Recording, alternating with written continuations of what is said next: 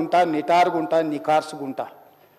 ఏది పడితే అది మాట్లాడితే ఇక నుంచి ఊరుకొని నేను చెప్పదలుచుకున్నా. మీరు అనుకుంటున్నాం ఏది పడితే అది బాగా మాట్లాడితే చలిపోద్ది, లేకపోతే కోర్టుకు పోతే బెయిల్ వస్తుంది, లేకపోతే ఈడిపోతే అది వస్తుంది, ఆడిపోతే ఇది వస్తుంది, మానసికంగా మమ్మల్ని దెబ్బతీసి ప్రయోజనం పొందాలని. అవసరమైతే చట్టాన్ని సవరించే పని అని చేస్తాం. ఏం భాష అధ్యక్ష? ఒకసారి మీరు చూడండి అధ్యక్ష. ఆడపిల్లలు ఆ రకమైన భాషను వాడి ఆడపిల్లలే వాళ్ళ ప్లాట్ఫామ్లలో పోస్టింగ్ చేస్తే ఇది మంచిదా అధ్యక్ష? ఏం సాంప్రదాయం? తెలంగాణలో ఇట్లాంటి సాంప్రదాయం ఎప్పుడైనా ఉందా అధ్యక్ష? తెలంగాణ ఉద్యమం సందర్భంలో కూడా అంత పెద్ద ఎత్తున భావోద్వేగాలు ఉన్నప్పుడు కూడా ఇలాంటి భాషా ప్రయోగం జరగలేదు అధ్యక్ష. ఇదెక్కడి వింత పోకడలు, పైశాచిక ఆనందం అధ్యక్ష? వీటిని క్షమించే సమస్యనే లేదు అధ్యక్ష. నేను స్పష్టంగా చెప్పదలుచుకున్నా. చంద్రశేఖరరావు గారు వినండి, మీ పిల్లలకు బుద్ధి చెప్పండి. ఇలాంటి సాంప్రదాయం సంస్కృతి భవిష్యత్ తరాలకు ఇవ్వదలుచుకోలేదు. దీన్ని ఇక్కడనే పాతరేయదలుచుకున్నా. ఉప్పు పాతరేస్తే ఇట్లాంటి సంస్కృతిని మీరు ప్రోత్సహిస్తే ఎవరిని వదలను. ప్రజాస్వామ్యయుతంగా ప్రతిపక్షంగా మీరు మాట్లాడండి, చెప్పండి, విమర్శించండి. దాన్ని సరిదిద్దుకోవడానికి మా ప్రభుత్వం సిద్ధంగా ఉంది, గౌరవిస్తాం. భారతీయ జనతా పార్టీ కూడా మా ప్రతిపక్ష పార్టీ.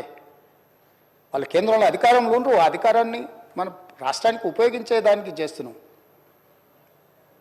అందుకే అధ్యక్ష, తమరు కూడా అక్కడి నుంచి ఆదేశాలు ఇవ్వండి.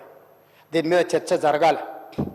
మీడియా మిత్రులకు కూడా నేను అడుగుతున్నా, మీ సంఘాలు ఏవైతున్నాయో సంఘాల నాయకులను కూడా అడుగుతున్నా, ఎవరో జర్నలిస్టులు లిస్ట్ ఇవ్వండి. జర్నలిస్ట్ అనే పదానికి డెఫినేషన్ ఏందో ఇవ్వండి, ఆ లిస్ట్ ఇవ్వండి. ఆ లిస్టులో ఉన్నోళ్ళు ఇట్లా తప్పు చేస్తే ఏం శిక్షిస్తారో మీరు నిర్ణయించండి. ఆ లిస్టులో లేనోడు జర్నలిస్ట్ కాడు, జర్నలిస్ట్ కానోడిని క్రిమినల్ కిందనే చూస్తాము.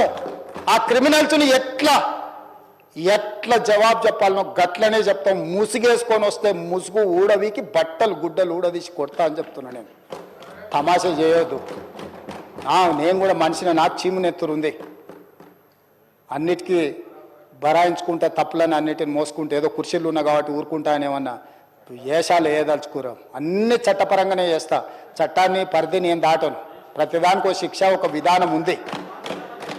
ఏది కూడా పరిధి దాటను, ఎందుకంటే నేను ముఖ్యమంత్రిని. చట్ట పరిధిలోనే అన్ని శిక్షలు ఉంటాయి. జర్నలిస్టులకు కూడా నా సూచన, ఎవరు జర్నలిస్ట్ వాళ్ళ గుర్తింపు కార్డు ఏందో మీరు నిర్ణయించండి. అది ఏదో ఏ లైన్ మీరు చెప్తారో చెప్పండి, వాళ్ళని మినహాయిస్తాము. మిగతా వాళ్ళు మాట్లాడేదాన్ని విశ్లేషిస్తాము. వాళ్ళందరి గురించి చర్చ చేద్దాం. అవసరం అనుకుంటే తమరు అనుమతిస్తే నాకు ఒక రోజు దాని మీద చర్చ పెట్టాలని ఉంది సభలో అధ్యక్ష. సభా నాయకుడిగా నా రిక్వెస్ట్ మీకు ఒకటే, ఈ విశృంఖలత్వాన్ని ఆపాలి. ఎక్కడో ఒక దగ్గర దీనికి పరిష్కారం చూపించాలి అధ్యక్ష. పరిష్కారం చూపించకపోతే భవిష్యత్తులో ఈ తెలంగాణ సమాజానికి ఇది ఒక చీడపురుగులాగా ఈ వ్యవస్థను దెబ్బతీసే పరిస్థితి వస్తుంది. దానికోసం చట్టసభలు, కరెక్ట్ శ్రీధర్ బాబు గారు చెప్పినట్టు, దీనికి చట్టసభలే ఉన్నదే చట్టాలు చేయడానికి. దానికి చట్టం చేద్దాం. ఒకసారి తమరి నేతృత్వంలో ఆదేశిస్తే లెజిస్లేటివ్ అఫేర్స్ మినిస్టర్ గారు జర్నలిస్ట్ సంఘాలను కూడా పిలిచి, అదేవిధంగా ఐఎన్పిఆర్ మినిస్టర్ గారు కూడా నా సూచన, మీరు పిలిచి కూర్చోబెట్టి మాట్లాడండి. ఇది చర్చ చేయండి. దీన్ని వదిలేసి ఊరుకుంటే ఎవరినో ఒకరిని అన్నారని కాదు, ఇది ఎవరినన్నా మనల్ని అందరిని అన్నట్లని. నా ఒక్కడి ఆవేదన కాదు, ఇది అందరి ఆవేదన వినే నేను ఈరోజు చెప్పదలుచుకుంటున్నాను. నన్ను ఒక్కరిని ఏదో అన్నారు ఇదని కాదు. ఇది మాత్రం మాత్రం మంచిది కాదు. మీరు చర్చ పెట్టండి, దీని మీద చర్చ జరగాలి. ఒక మంచి సాంప్రదాయానికి తెలంగాణ వేదిక అవ్వాలి. అందరినీ సహకరించమని సభలో ఉన్న సభ్యులందరం కూడా చర్చించుకుందాం. స్వీయ నియంత్రణతో పాటు రాజ్యాంగపరమైన నియంత్రణ కూడా అవసరమే. ఎవరైనా పరిధి దాటినప్పుడు ఏ రకంగా శిక్షించాలనో దానికి అవసరమైన చట్టాన్ని చేయడానికి కూడా తమరిని అనుమతి ఇవ్వాల్సిందిగా కోరుకుంటూ తమరి దగ్గర సెలవు తీసుకుంటున్నా అధ్యక్ష.